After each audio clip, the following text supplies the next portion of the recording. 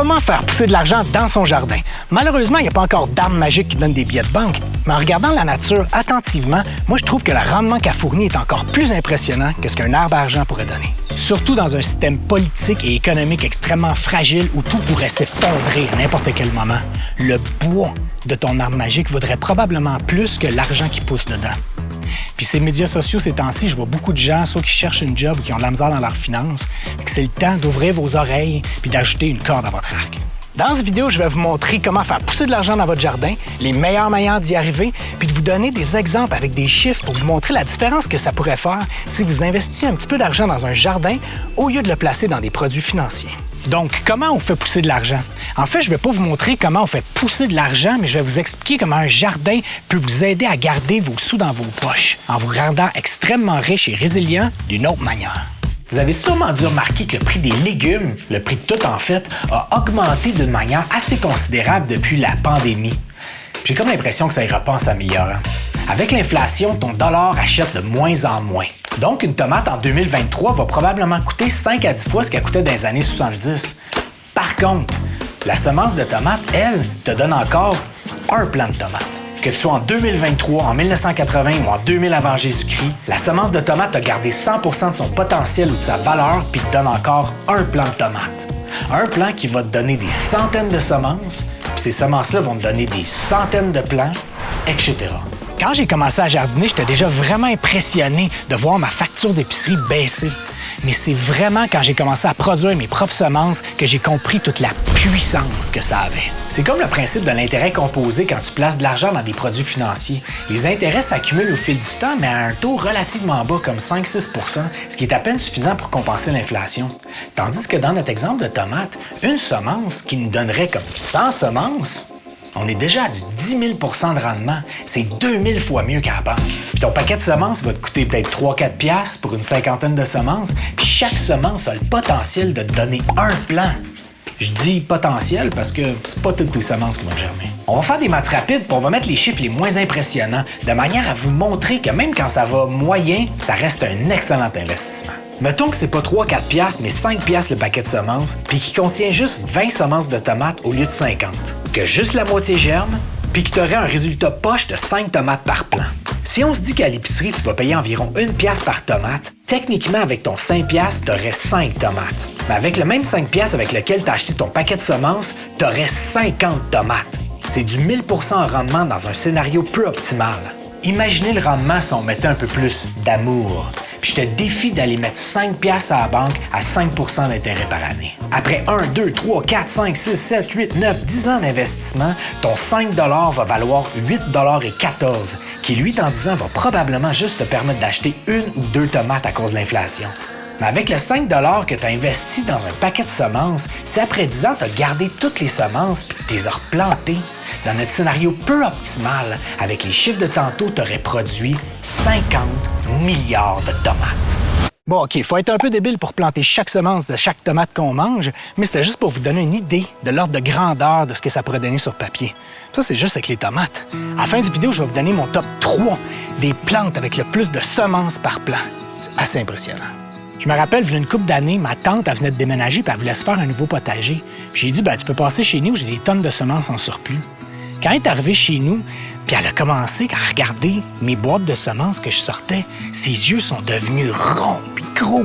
Puis sa face avait une expression de confusion puis d'enthousiasme en même temps.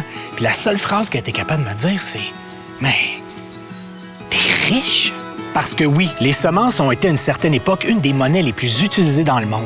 En ancienne Mésopotamie, l'orge et d'autres grains étaient utilisés comme monnaie. Les Aztèques avaient la fève de cacao qui était utilisée pour faire des breuvages pour l'élite. Et les Chinois, évidemment, leur monnaie organique la plus populaire était le riz. Donc, ce serait quoi la meilleure manière de faire pousser de l'argent dans son jardin? La nature ne fait pas de différence. Elle donne une chance égale à toutes les autres espèces de trouver son équilibre puis vivre en harmonie ou en compétition bénéfique avec les autres espèces pour que tout soit balancé. Mais nous, les humains, on attribue différentes valeurs à différentes choses selon nos goûts, notre classe sociale, les tendances du moment, ce qui est disponible localement ou en importation exotique, etc. Ce qui fait qu'on émet un prix sur tout ce qui existe. Même si c'est un peu triste, on va s'en servir comme barème pour savoir quels légumes on devrait planter pour être le plus rentable au jardin. Idéalement, on veut faire pousser des légumes qui coûtent habituellement cher, mais qui prennent pas beaucoup de place au jardin.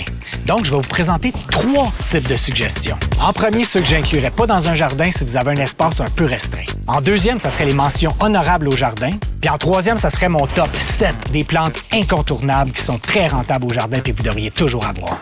Pour moi, un des pires légumes à planter au jardin, je sais que ça va en attrister et en fâcher quelques-uns, c'est l'artichaut. Le plant est extrêmement gros puis ça te fait juste une grosse tête au top de la plante puis quelques plus petites têtes en dessous. Ensuite, si tu veux le manger cru, il faut quasiment enlever le 3/4 de l'artichaut. Puis si on veut le faire cuire, il faut en enlever moins, mais il faut en enlever pareil. Puis ensuite, c'est comme au-dessus de 30 minutes à cuire. Faites juste le cultiver si c'est votre légume préféré à vie. Sinon, Ensuite, c'est le chou-fleur. Même si c'est délicieux, ça prend énormément de place dans un jardin. C'est quand même long à pousser puis ça donne juste une tête sur la majorité des variétés. Le chou pourrait aussi être à déconseiller dans un petit jardin parce que c'est un gros plant puis ça coûte presque rien à l'épicerie. Mais maudit que c'est bon de la choucroute bio puis maison pour l'hiver. Déchirant. La citrouille serait un autre que je déconseillerais.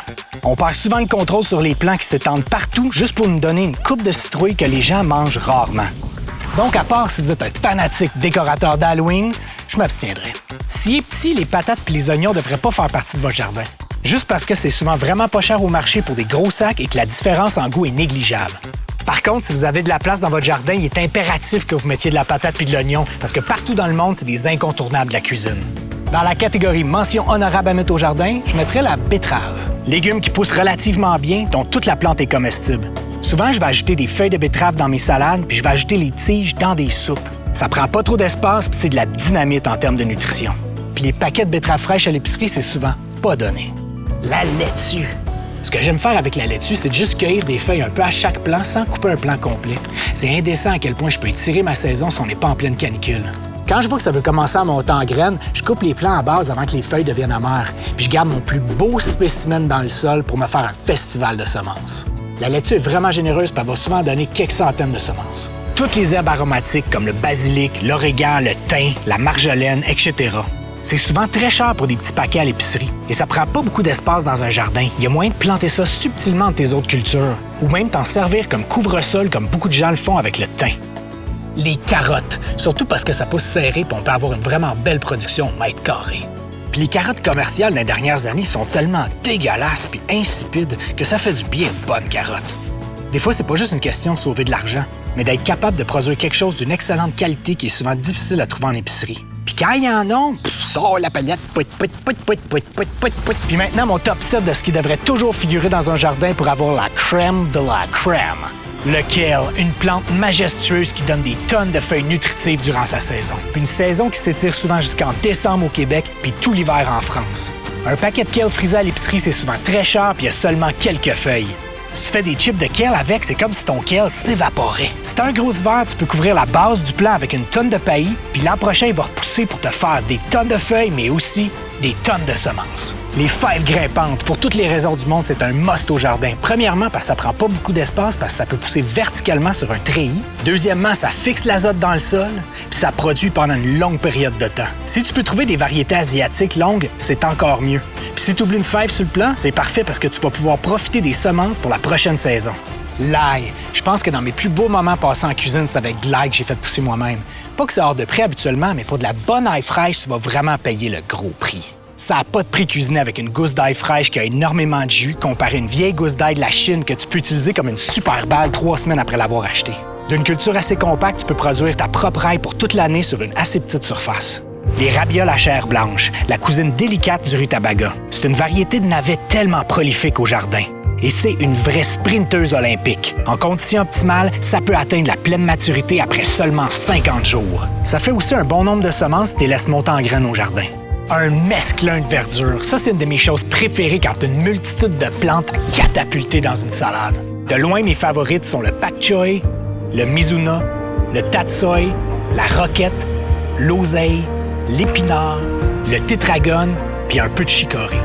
Souvent, ce genre de mélange-là est hors de prix à l'épicerie puis vient souvent dans un emballage exagéré en termes de plastique. Les oignons égyptiens, probablement ma plante vivace favorite. J'ai seulement parti avec un plant, mais après quelques années, j'avais tellement de bulbilles que je pouvais en donner à tout le monde. J'ai même amené 7 bulbilles clandestinement dans ma valise en venant au Mexique. Le bulbille, c'est la semence de l'oignon égyptien et je dirais que le taux de germination est proche de 100 %. On fait juste couper les tiges vertes durant la saison pour s'en servir comme de l'oignon vert. Ça donne une première récolte au printemps. Ensuite, pendant l'été, ils vont faire leur bulbille puis mourir pour ensuite revenir en force à l'automne pour une deuxième récolte. La tomate cerise, la championne de la rentabilité. Habituellement, ça coûte une fortune en épicerie pour une qualité assez moyenne parce que les tomates sont rarement mûries sur le plant. Ces plants de tomates sont tellement productifs que même la productivité d'Elon Musk se fait éclipser par les tomates cerises. En prenant des variétés de type indéterminé, vous pouvez les faire grimper sur des structures verticales pour sauver de l'espace et faciliter la récolte. Vos voisins vont presque être tannés de se faire offrir de vos maudites tomates délicieuses. Puis qui sont les champions en termes de quantité de semences par plant? Au début du vidéo, je vous ai promis que je donnerais mon top 3 des plantes les plus productives par rapport à leur potentiel de reproduction. Puis s'il y a du monde qui pense avoir une meilleure liste, vous pouvez l'écrire en bas des commentaires. Le pavot, soit cultivé pour ses fleurs ornementales, pour ses utilisations en cuisine ou pour faire de l'opium avec la variété Papaver somniferium. Quand la plante finit par se dessécher, à l'intérieur du fruit ou de la capsule, on retrouve des milliers de semences qui sont utilisées de plusieurs manières en cuisine. L'utilisation la plus classique serait sur des bagels. En deuxième place, on retrouverait l'amarante, gigantesque plante qui peut facilement atteindre de 6 à 8 pieds dans la majorité des régions du monde. Les majestueuses fleurs peuvent donner entre 15 000 et 100 000 semences dans des conditions normales. Et la première place va une plante tellement impressionnante, la plante de tabac ou le Nicotiana tabacum. Quand elle se fait attaquer par un prédateur qui est immunisé contre son moyen de défense principal, la nicotine, elle va jusqu'à changer la forme de sa fleur puis la faire ouvrir à un moment différent de la journée pour attirer des prédateurs qui vont manger les troubles-fêtes. Et ça, c'est une plante qui, dans les conditions optimales, peut produire une quantité fulgurante de 1 million de semences. Ça, c'est un vrai contrat d'assurance pour la survie de son espèce. Puis si on faisait le même exercice que tantôt avec nos tomates, juste pour rire du chiffre ridicule que ça va générer. Si on partait avec un plant de tabac en disant qu'admettons la moitié des semences germeraient, puis qu'on ferait ça pendant 10 ans, on aurait 4,88 exposant 62 plants de tabac. Le chiffre est tellement gros qu'il rentrerait probablement pas sur l'écran. Puis j'ai l'impression qu'on aurait assez de plants pour être capable de cultiver une surface de la même taille que la surface du soleil. Moins la chaleur. Évidemment, la nature n'est pas assez conne pour laisser ça se reproduire. Elle cherche toujours un moyen d'équilibrer son univers pour éviter ce genre de scénario invasif, comme par exemple laisser entrer un acteur opportuniste dans le décor pour balancer tout ça. C'est un pattern assez évident quand on regarde la nature. Les plantes vivaces comme les arbres fruitiers ont un très faible taux de germination, parce que seulement après quelques années, un arbre s'auto-suffoquerait avec tous ses nouveaux enfants à ses pieds. Habituellement, ce genre de semence a un bien meilleur taux de germination après être passé dans le système digestif d'un animal où la semence s'est faite scarifier dans le processus puis a été déposée à des kilomètres de l'arbre via les excréments de l'animal. Tandis que les plantes annuelles vont avoir un taux de germination beaucoup plus élevé. Il n'y a aucune chance que la plante s'auto-suffoque l'année d'après parce que son rôle est de laisser la place à la prochaine génération de faire son travail puis de perpétuer cet extraordinaire engrenage qu'est la vie sur Terre. Maintenant qu'on sait qu'investir un peu d'argent dans un jardin ou des semences peut être extrêmement réconfortant et payant, à cette heure, il faut savoir comment planter tout ça. En cliquant ici, vous allez tomber sur une vidéo qui va complémenter ce que vous avez vu aujourd'hui d'une manière ou d'une autre. Ciao!